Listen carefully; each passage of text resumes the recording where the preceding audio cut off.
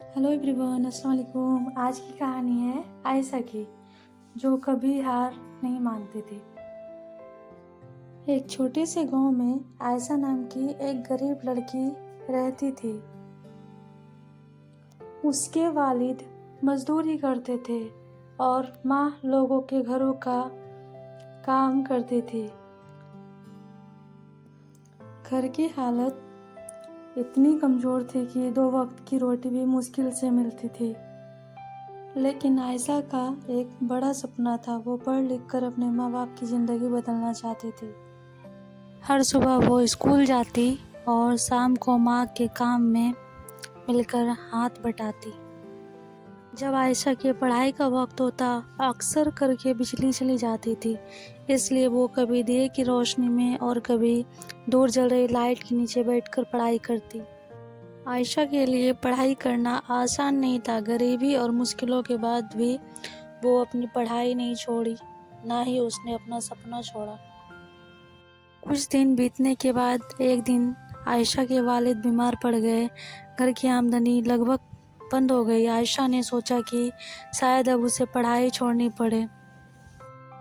आयशा की अम्मी ने आयशा से कहा, बेटा, मुश्किलें इंसान को रोकने नहीं आती, मजबूत बनाने आती है। कभी हार मत मानना। अम्मी की बात ने आयशा के दिल में नई उम्मीद भर दी।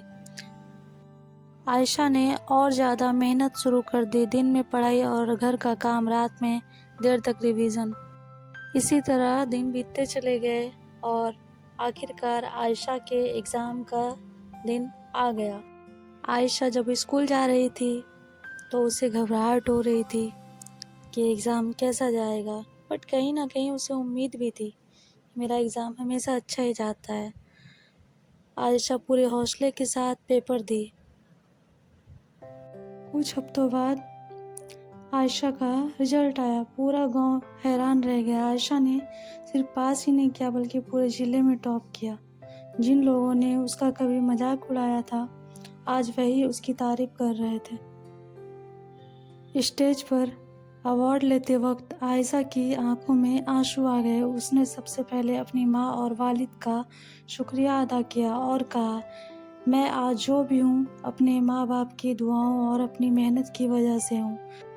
अगर मैंने मुश्किलों के सामने हार मान ली होती तो आज मैं यहाँ खड़ी ना होती। यह कहानी हमें ये सिखाती है, गरीबी कभी सपनों की दुश्मन नहीं होती।